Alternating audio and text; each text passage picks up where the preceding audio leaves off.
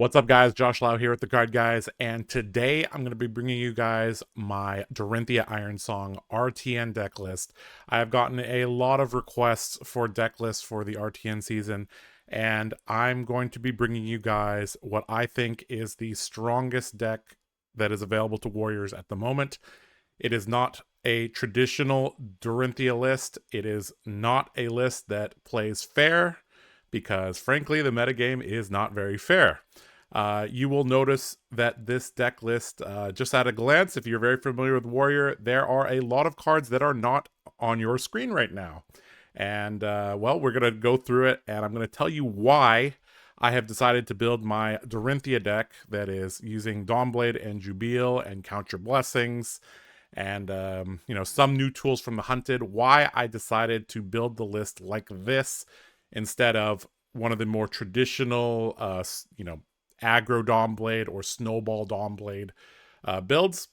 And yeah, there's a lot to talk about. And I guess let's just start off with why I decided to build this list. Now, this list is very similar to the the list I took to Worlds.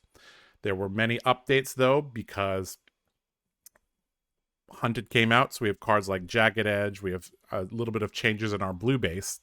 But we've also adapted the list a little bit. Instead of playing like a bunch of overpowers and routes, we are now playing a more mid-rangey version. I guess this is like slightly slanted towards I wouldn't say it's a control deck, but this is a list that is definitely going to go to second cycle against a majority of the decks. And that's just going to require a lot more patience than before. I know there's a lot of people that really enjoy the traditional Dawnblade Snowball. However, I don't think that is the best strategy at the moment. There are several reasons for that. First of all, we have a lot of defense reactions in the format. Anytime you play against a deck that has defense reactions, extracting max value from Dorinthea is very hard. Additionally, we have very disruptive pieces in the format. New is very disruptive. We have the Rune Blades with their helmet is also very disruptive. And the damage output of our opponents is so high compared to Dorinthea that I don't think attacking decks that have defense reactions in the first cycle is the correct idea. This is something that I've kind of learned over the years playing against Guardians. Guardians in particular were decks that you had to take to second cycle, and I think a lot of decks nowadays are basically Guardians. They may not swing Hammer, they may not have, Oak and Old or Crippling Crush or whatever, but they do have D-Reacts, great armor, and lots of 3-blocks. A lot of the decks in the format have a lot of 3-blocks. Even decks that are traditionally built aggressively like Zen and Viserai, you look at their armor suite, you look at their deck, they actually block decently well. The Zens are running around with 6 to 9, maybe 12 D-Reacts. The Viserais are running 6 to 12 D-Reacts. So really, I don't think that traditional Dorinthea deck building cuts it anymore. And so that's kind of where we're going to start. I'm going to tell you guys a little bit about the deck. A lot of the information is going to come in the sideboard, because the sideboard is really where the sauce happens. But this is the main board. And let's just go through it. And then I'm also going to talk a little bit about why I'm not playing cards like Ironsong Determination, Twinning Blade, Singing Steel Blade, Glistening Steel Blade, Run Through, and other cards like that. So let's just start off with what this deck is trying to do. This deck is built to present some source of go again. So you can see that we have 8 Warriors Valor. We also have lots of other blues that give go again. Unsheathed is also a source of go again when paired with a Dawnblade counter, or I guess you could pair it with a Warriors Valor. There's not really any other way to get go again from Unsheathed in this deck list. But basically, we present some type of threat. We also have Steelblade Supremacy and Swing. And as you can see, we have a lot of attack reactions compared to normal decks. We have 3 copies of Blade Flurry, 3 copies of Jagged Edge, we have 2 copies of Stroke of Foresight, we have Iron Song Response, we have Puncture, we have Out for Blood. We have basically every single attack react that you can really run at red that is 0 or 1 cost, right? And the point of this is if they block us, great. We can get over. And then they'd have to use their D-React. If they don't block us, well, then we get a counter and we can arsenal an attack react, right? That play pattern is very, very strong. The other way to do this is we block with a lot of our cards, and then we swing the Dawnblade or Jubil, and then we pump it with one of these 1-cost things. That will ensure things like Iron Song Versus gets a Courage token, Jubil gets a Spellbane Aegis token, or that we preserve our Dawnblade counter. So that's kind of what we're trying to do. I don't think any of these cards need a ton of explanation, but I will run through a little bit about why I picked these attack reacts and these ratios. Now, I will preface this by saying, hey, if you want to run 2 or 3 of any of these cards, go for it. This is just the preferred setup for me. And I've said before in the past that a lot of people just straight take my deck list and copy it card for card. I think that's actually not beneficial for if everybody does that, right? If people know you're on 2 Iron Song Response, 2 Puncture, like that's not good. You want to keep them guessing a little bit, right? So you can change the amount of these attack reactions. I think that's actually good. It keeps people on their toes. All right. But I'll talk about why I think this is actually the strongest setup for these attack reactions. So these are 2 ofs and these are 3 ofs. So I guess there's really we don't really have to talk about why Blade Flurry is a 3 of. It's the best attack reaction we have. It's 0 for 4. It's unconditional. It's great. Jagged Edge, it's also part of the main board now. Now, a lot of people consider this a sideboard card. In this strategy, and with the deck configuration, there's really no room for this to be in the sideboard. This is now a main board card. Obviously, this is great against Enigma, but once in a while, you'll also catch people on Oasis. You'll catch people on Seeds of Tomorrow, like Florian and then Jarl and stuff like that.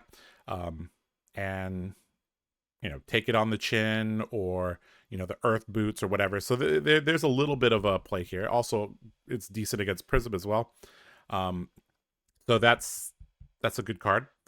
Out for Blood is also a 3 of. Now this is a card that kind of gets blown out by things like Sync Blow or whatever. But if they are brave and they block your attack evenly, and then you have Out for Blood as your attack react, it actually makes the second attack much harder to block, assuming they don't have a D-react. So I think that's why this is a very, very valuable attack react.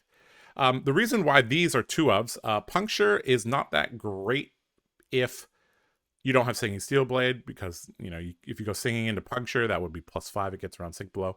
But having some amount of punctures does make the math a little bit more murky. Also, this is a pretty good attack react to Arsenal. If you can kind of predict that your opponent is going to use their armor on a big turn. So this is a good card to have. You can often combine it with other things to get over that Sync Blow, which is nice. 2 copies of Iron Song Response Red. This obviously synergizes very well with the Warrior's Valor or Steelblade Supremacy, Warrior's Valor. Being 0 cost is quite nice. It does require Reprise. On most important turns, you're going to get Reprise, but I wanted to limit the amount of cards that could potentially be dead. And having only 2 makes them worry a lot about the 3rd copy in the later game. 2 copies of Stroke of Foresight. This is just kind of rounding out the attack reacts. I did want this level of density of attack reacts. Stroke of Foresight has particular synergy with cards like Steelblade Supremacy, kind of ensuring that you have a blue on top that allows you to utilize things like Grains of Blood Spill, Iron Song Versus, and just kind of pay for your turn on those key turns. Could also, allow you to sink, quote unquote, sink reds down into your deck. If you notice, this deck does not shuffle, so you do need to be aware of how to pitch stack and putting reds back into your pitch stack is very important. If your pitch stack is all blue, you're going to have a little bit of a hard time. Although a lot of the blues are decent when paired with other blues. In particular, these go against sources kind of combine well with these, blue attack reacts to provide some nice offense in the late game. Okay, I think that's basically the reds. We're running, everything. I guess the only things that are really missing are cards like Spoils of War, which frankly, if you're not playing Twinning Blade and you don't care about the copper generation, I think Spoils of War is really an outdated card for Dawnblade, to be honest. I would, if you're running Twinning Blade, I could see an argument for it, but in this deck, Yellow Warrior's Valor is just better. And that's why there's 2 copies of Yellow Warrior's Valor there. All right, so we have a bunch of reds, we have 2 yellows, and now let's talk about the blues. So the blues in this center section here, these are the go-agains of the deck, or in the blue base. We have the new card Trot Along. I think this card is very, very nice. It's an extra source of go again, slightly worse than Hit and Run, but it's good enough. It'll do the job, especially late game. If you ever get a counter on it, and then you have Trot Along, that comes in at a break point, or you can combine Trot Along with one of these attack reacts. All right, so we got 15 blue go agains, and we also have some other blues that we're going to talk about. We have 3 copies of Overpower and 1 copy of Fatal Engagement. This is the thing that these are the cards that kind of allow you to close games against decks that take you deep into the second cycle, maybe even third cycle. Overpower combined with other blues, especially if you have Tunic, is very, very clean.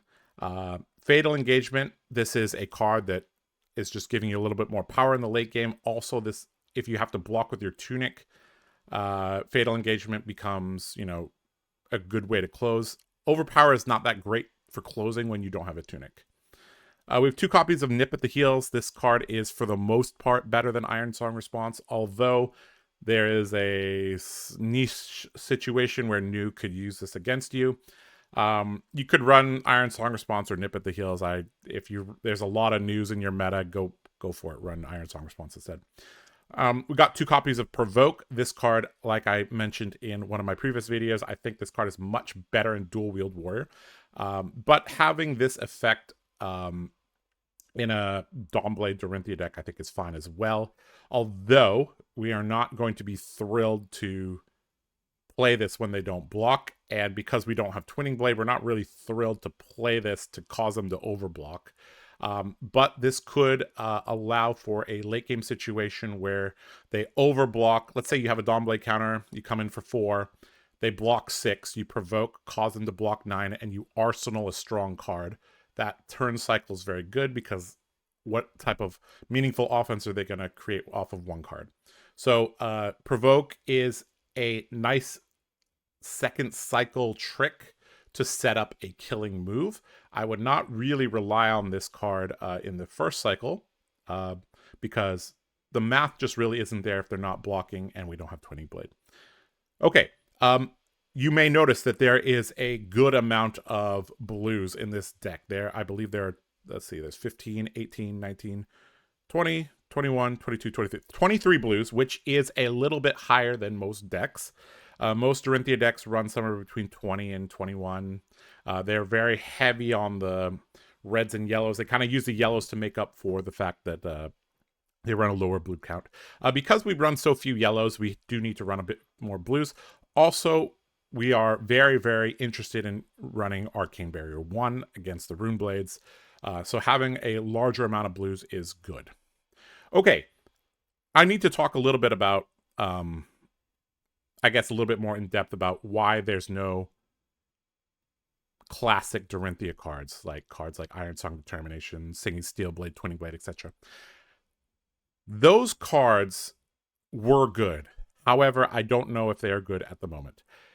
Yes, they do create some of the best feelings in the world. You play Spoils of War, you got 2 counters on it, you swing, they throw their whole hand down, and you play Twinning Blade and you feel like a god. I get it. You attack, you Warrior's Valor and swing, and they block exactly, and you grab your Singing Steel Blade and you get, you know, Blade Flare or whatever. It feels great, right? However, like I've said before, Dorinthea runs into a brick wall against high-level opponents. You can bully bad players with Dorinthea. You can make day 2 of a calling with Dorinthea. You can make top 8 of an RTN or PQ with Dorinthea. But in order to win or get deep into those tier 3, tier 4 events, you got to beat players that are competent. And they're going to be playing strong decks, and they're going to understand how your hero works. They're going to be running D-Reacts. They're going to have armor. They're going to know when to use their D-Reacts. They're going to know when to use their armor. So cards like Iron Song, Determination, Singing Steel Blade, they're going to be able to play around them. And if they have D-Reacts, those cards are much less effective. They also affect the consistency of this deck a lot. This deck is running the very classic formula of threat, pump, blue. There's no like, oh, I drew 2 Twitting Blades. What do I do with my hand? Oh, I drew an Iron Song Determination, but no go again. What do I do, right? This deck is extremely consistent. It's trying to do the thing, and it's, in my opinion, this is the best way to approach the current metagame and the current state of power and player skill. And, you know, Dorinthea has always been an adaptive deck, and I think that it might be time to adapt. I know that those cards that I mentioned are fan favorites. Singing Steel Blade, Twinning Blade, like there's an extended art Twinning Blade. I get it.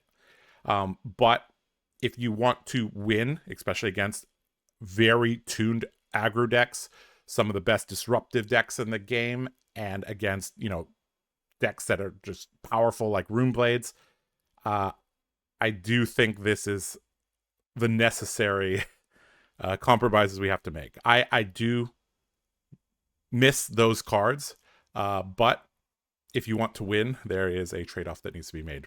Okay, let's take a look at the sideboard and the equipment, because that will need some explaining as well. All right, let's go do that. All right, guys, here is the equipment and sideboard package for this deck. Just as a quick refresher, there are 49 cards in the main board, so we do need to bring in 11 cards from our sideboard.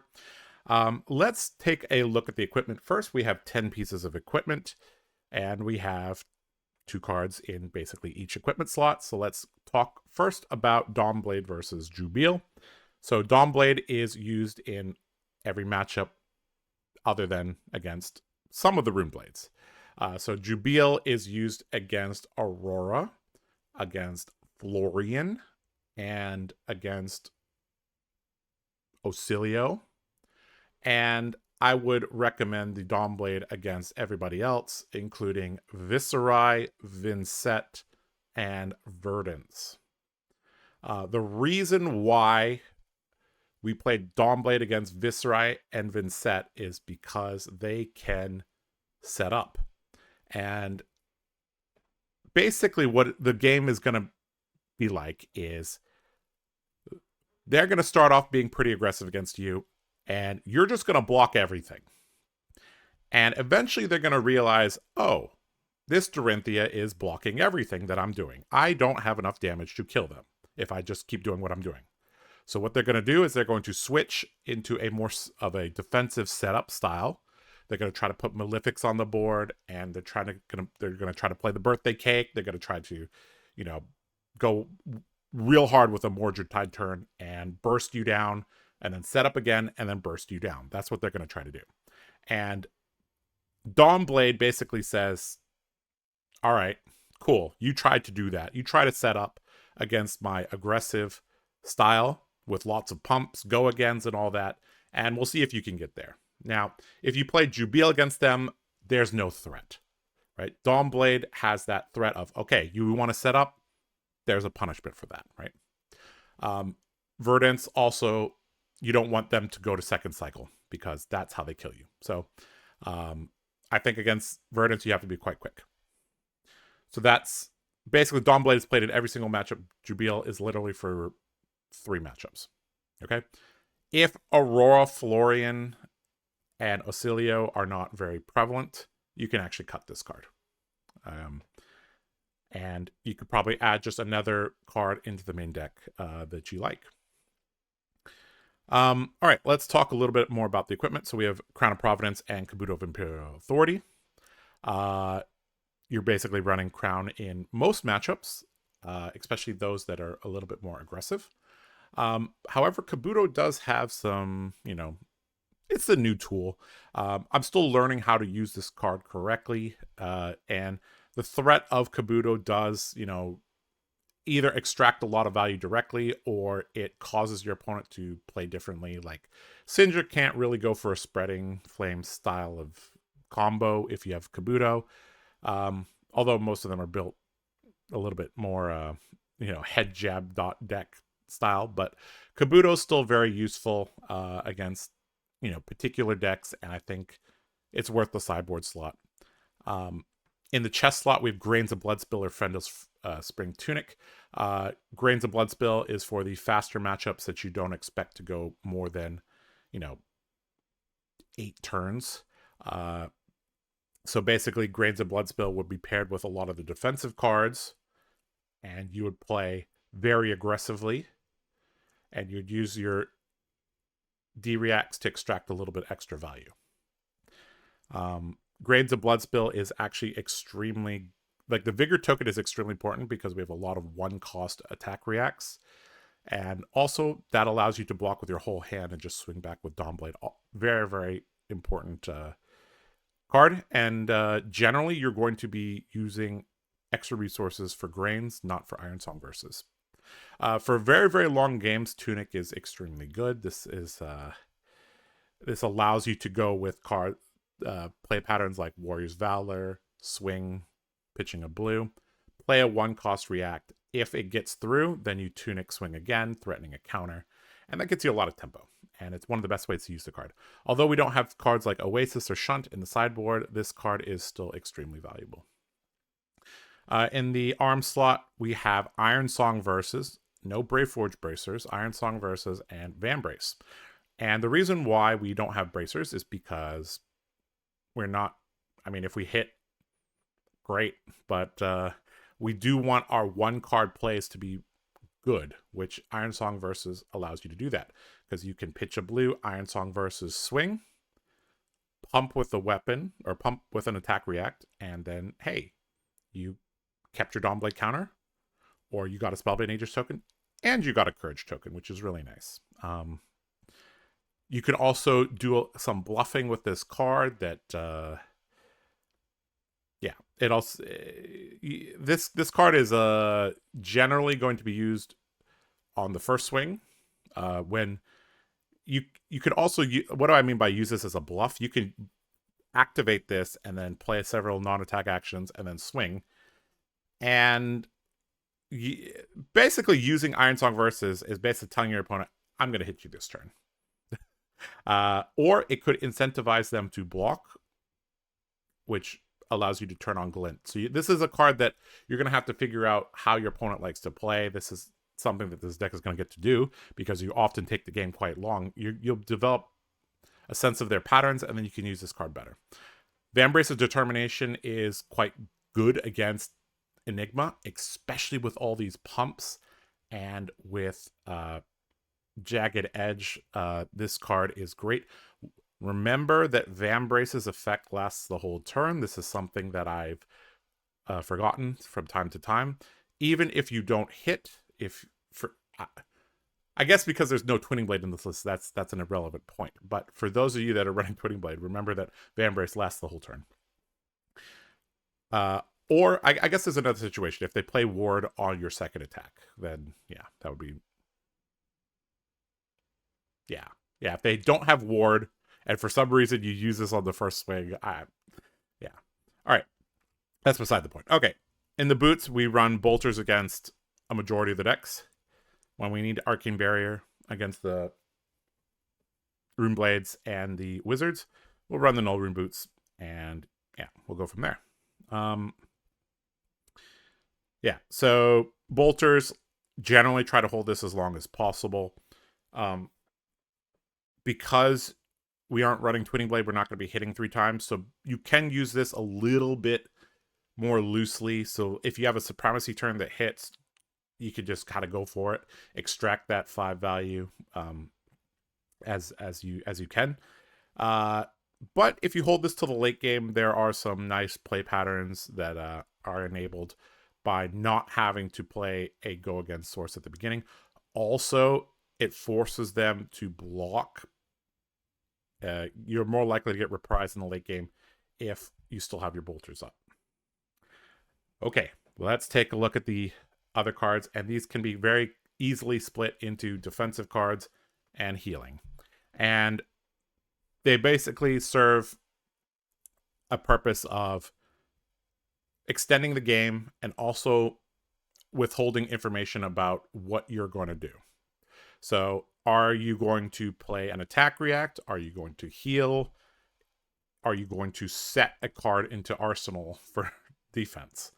Your opponent will never know. And one of the greatest cards for mix-ups in Dory is actually Sigil of Solace. Now, this is a card that just provides a little bit of life buffer. Great on turn 0, obviously. This can force your opponent into certain play patterns in the late game that, it can help you get out of certain play patterns as well. It's a great card. Yeah. This is kind of similar to Shelter from the Storm in that, like, this and this card also block Rune Chants very effectively. So we have that. In terms of D-Reacts, we're running 9. We have Shelter, Sink Below, and that's all you got. If you don't have Shelter, just run Fate Foreseen. It's totally fine. But I do think Shelter, if you have them, run them. Shelter from the Storm is a card that is $75 for a reason.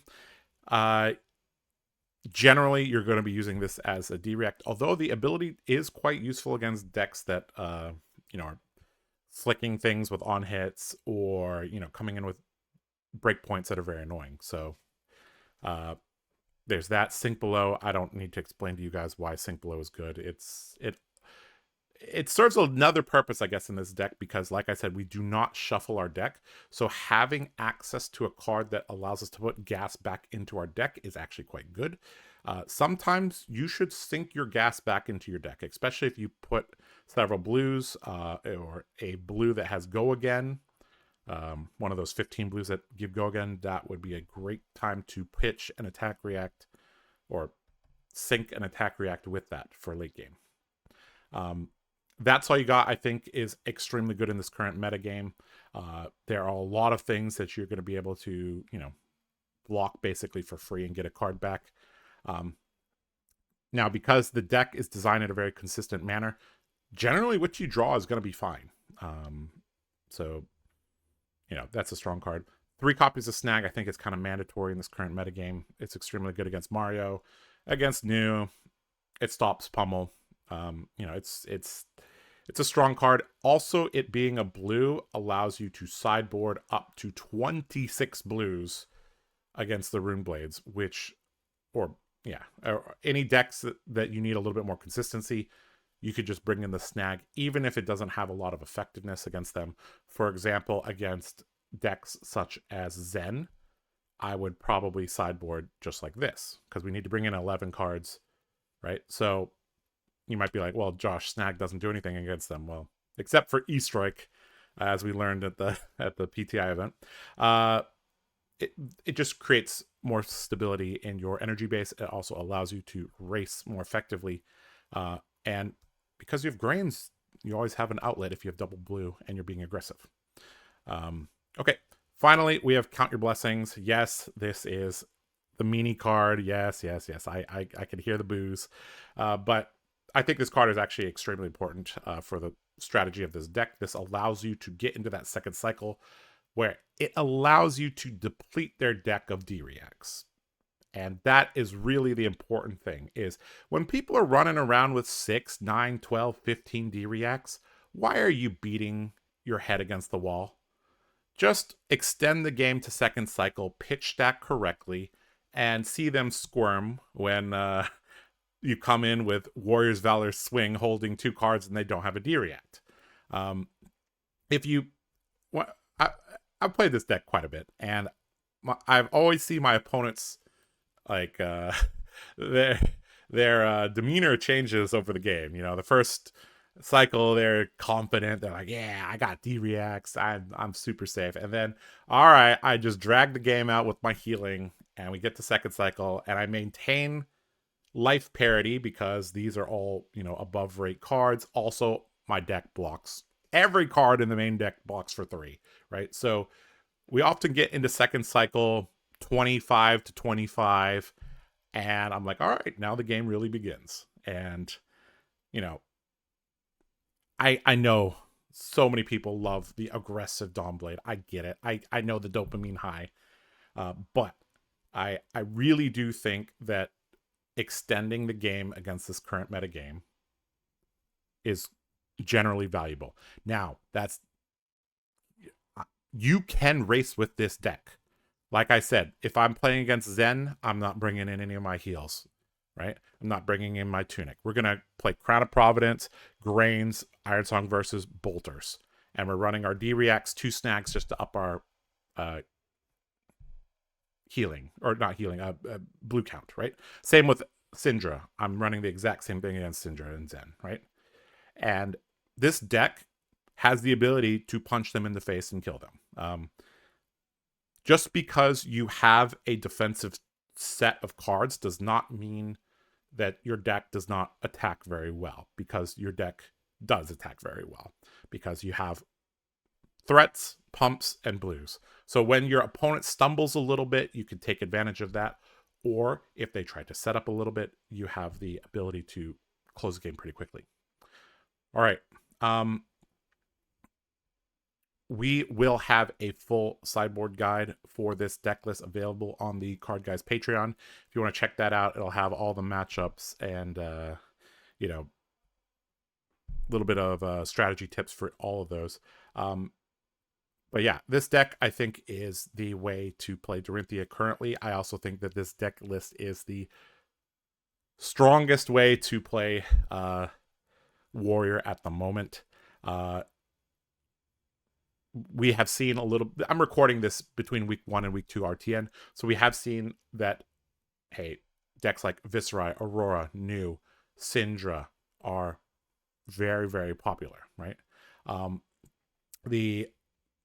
Now that we kind of have an idea of what we need to focus on and what we need to target, I think, you know, this will probably be the strongest way to play Dory. Now, I will preface that this is a deck list that does take time to learn, because you have to...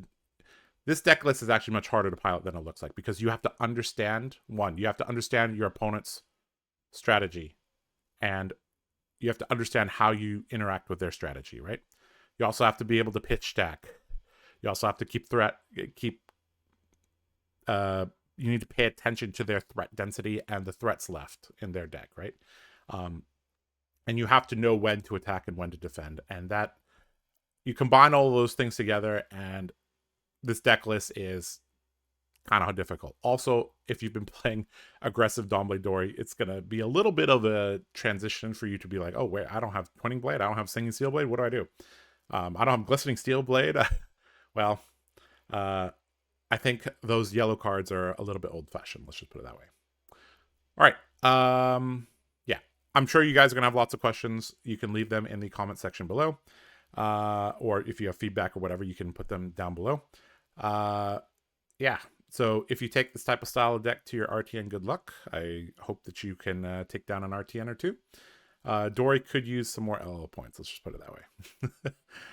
All right, guys, this has been Josh Lau with TheCardGuyz. Thank you so much for watching this deck tech. Good luck on the battlefield. See ya.